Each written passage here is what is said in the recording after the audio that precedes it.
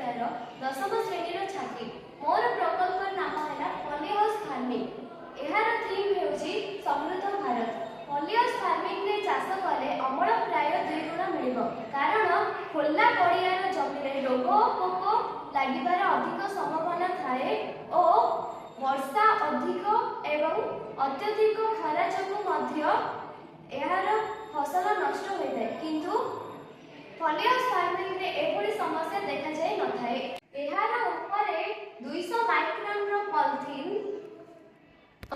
सूर्यक ठारू आसुथुबा अतिबाहित रश्मि को फसल ऊपर पड़िबाकू दिए नाही एवं एहार तळे अधा जाए सबुज रंगर नेट कपड़ा जहा सूर्य किरण नियंत्रण करे एवं फसल को जेतिकी आवश्यक सेतिकी छाड़ी थाए।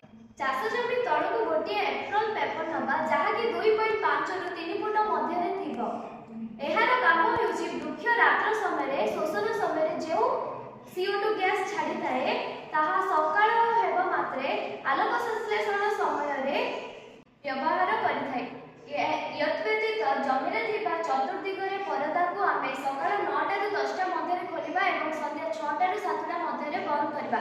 एही चाष करबा द्वारा कृषक को 10 रु 12 गुण लाभदायक हेबो। आम राज्य ओडिशा सरकार पॉली हाउस फार्मिंग चाष पाई 70% सब्सिडी मिली थाए। एही फार्मिंग करबा फଳରେ चाषीर खाद्य शस्य उत्पादन और अमल वृद्धि होइथाए और आर्थिक उपार्जन मध्य भल होइथाए। धन्यवाद।